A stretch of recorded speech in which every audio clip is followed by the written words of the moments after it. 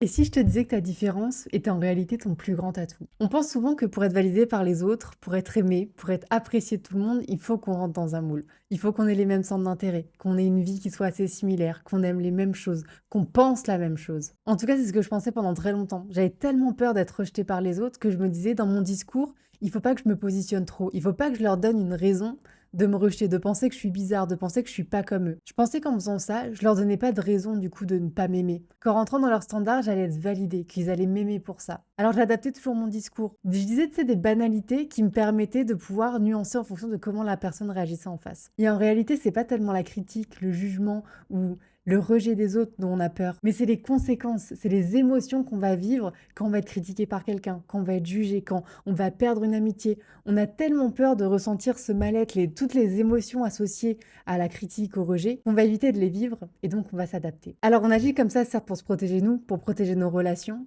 mais aujourd'hui ce que je veux que tu comprennes, c'est que tu vas complètement à l'encontre de tes relations, de toi-même en agissant comme ça. Au contraire, tu es en train de creuser toi-même le trou dans lequel tu es en train de t'enfoncer en pensant que tu dois t'adapter aux autres. Et reste bien jusqu'à la fin de cette vidéo parce que je vais te donner 3 arguments. Après ces 3 arguments, tu ne voudras plus jamais rentrer dans les cases. Tu te rendras compte qu'en fait, tu es en train de complètement détruire tes relations en agissant comme ça. Et toi par la même occasion. Si on commence par parler de tes relations, l'impact le plus conséquent, c'est le fait que tu es en train de baser toutes tes relations sur un mensonge. Parce qu'en portant un masque, tu te fais passer pour quelqu'un d'autre. Tu es en train de jouer un rôle, comme si tu étais toujours dans une comédie, toujours sur scène. Et le problème, c'est que ce rôle-là, certes, tu peux l'incarner, aller à un certain temps, ça va te coûter de l'énergie déjà, ça va te fatiguer, ça va te coûter de l'effort, ça va te coûter, tu sais, toujours de la charge mentale parce que tu vas analyser tout ce qui se passe. Mais surtout, ça va te coûter tes relations parce que le jour où ça explose, le jour où il y a quelque chose que tu ne contrôles pas, par exemple un conflit, par exemple une rupture, alors là, justement, ton masque va tomber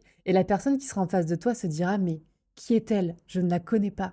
Et je pense que ça nous est déjà tous arrivé, tu sais, ce moment où tu romps avec un ex et tu découvres une autre facette de sa personnalité. Et ce moment-là où tu te dis, mais attends, j'ai construit toutes ces années, genre j'ai basé toute ma confiance sur quelqu'un que en réalité je ne connaissais pas. Et à ce moment-là, tu sais qu'il n'y a pas de retour en arrière parce que tu es tellement tombé haut de ta chaise que la personne, en fait, t'as plus du tout confiance en elle. Tu sais que là, la relation, elle est finie. Inverse juste la situation. Imagine un jour où justement tu te prends le chou avec une amie et cette amie, tu te rends compte qu'en fait, quand vous êtes en conflit, elle manque de respect, elle est super méchante. Tu n'auras absolument pas envie d'être amie avec elle. Ben là, c'est pareil. Prends là une de tes amitiés. Imagine que cette personne, en fait, elle a une double vie, qu'elle a un masque qu'elle est en train de porter constamment parce qu'elle veut pas montrer sa vraie nature, parce qu'elle n'ose pas montrer sa vraie nature. Les raisons sont propres à elle-même, mais juste un masque qui fait que, en fait, la personne que tu as en face de toi, tu ne la connais pas vraiment. Du coup, tu as l'impression que ta relation, elle est basée que sur du vent. Et ben, c'est exactement la même chose quand tu n'acceptes pas d'être toi-même, quand tu renies une part de toi, quand tu n'es pas authentique, tu es en train de jouer un double rôle. Et ça t'éloigne de tes relations plus que tu ne le penses. Le deuxième point, c'est dans ta relation à toi-même. On cherche tous à s'aimer, on cherche tous à avoir une relation saine avec soi-même, avoir confiance en soi. Le problème, c'est que quand tu portes un masque, quand tu joues un rôle, tu es en train de t'éloigner à chaque fois, à chaque mensonge, à chaque suradaptation, tu t'éloignes de toi-même. Parce que tu creuses le fossé entre qui tu es réellement, au fond de toi, dans ton petit cœur, et la personne que tu laisses paraître en superficie.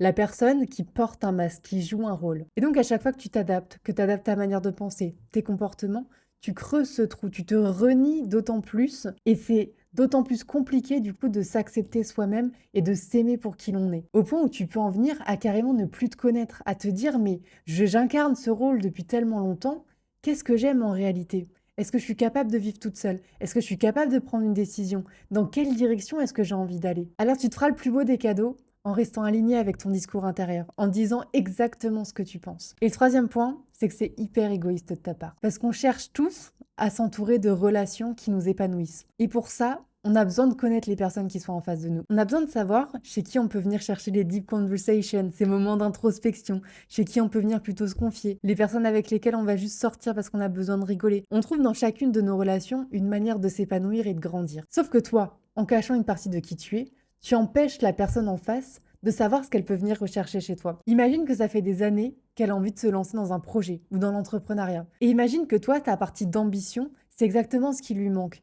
Mais cette partie d'ambition, tu la caches parce que tu as peur d'être différente. Tu as peur de paraître bizarre aux yeux des autres, de pas rester toi dans le salariat par exemple. Et le fait de cacher cette partie de ta personnalité, de pas lui parler de cette ambition que tu as aussi, ça fait que vous pouvez pas vous apporter mutuellement quelque chose. Vous pourriez tellement vous élever ensemble en discutant justement de ces sujets qui vous passionnent, peut-être même créer une collaboration, genre des synergies, créer une boîte ensemble. Et là, vous vous fermez toutes ces portes parce que tu n'as pas osé montrer cette partie de toi. Et dans ces cas-là, tu as deux scénarios. Soit cette personne, elle t'en veut et elle accepte pas du tout cette facette de ta personnalité. Dans ces cas-là, vous aurez passé des mois ou des années à construire une relation qui finalement est bancale. Donc vous sortirez toutes les deux blessées, vous serez déçus, vous aurez perdu votre temps. Ou alors justement, elle adore cette version authentique de toi et vous auriez quand même perdu du temps parce que c'est autant d'années, autant de mois durant lesquels vous auriez pu papoter de ces sujets qui vous passionnent, de cette sensibilité que vous avez en commun. Alors ose montrer ta différence, parce que c'est ce qui fait de toi ton unicité. Et j'ai envie de te poser une question. Est-ce que tu penses que toutes les personnes que tu admires, les personnes que tu as envie de devenir, celles qui t'inspirent au quotidien, est-ce que tu penses qu'elles sont restées dans le moule, elles? Ou est-ce qu'au contraire, elles en sont arrivées là grâce à leur authenticité et à leur différence? Parce que pour être connu et reconnu aux yeux des autres, il faut se différencier par sa sagesse, par son intelligence, par son ouverture d'esprit, sa créativité. Et c'est comme ça que tu vas marquer les gens. C'est comme ça qu'ils vont se rappeler de toi. Si on était tous des clones, on n'aurait pas de manière de se différencier les uns des autres. Aujourd'hui, si on arrive à créer du lien, si on arrive à marquer les esprits, c'est par notre différence justement. Alors incarne-la pleinement. Et j'ai même envie de te dire, ose déplaire. Parce que c'est souvent ces personnes-là qu'on finit par admirer. J'espère que cette vidéo t'aura plu. J'espère qu'elle t'aura poussé à vivre pleinement et à embrasser pleinement ta différence, ton authenticité. Si c'est un sujet qui t'intéresse et que tu as envie d'avoir plus de tips pour justement savoir comment embrasser son authenticité au quotidien, n'hésite pas à me le dire en commentaire. N'hésite pas par la même occasion à lâcher un petit like, ça me fera plaisir. Et je te dis à la semaine prochaine pour une nouvelle vidéo. Et si t'as pas la foi d'attendre la semaine prochaine, tu peux me retrouver sur le podcast Nouveau Jour. Et je te mets le lien dans la description. On aborde justement des sujets autour de la connaissance de soi, autour de la compréhension de soi. Donc n'hésite pas à me retrouver là-bas. Et sur ce, je te dis à la semaine prochaine pour une nouvelle vidéo.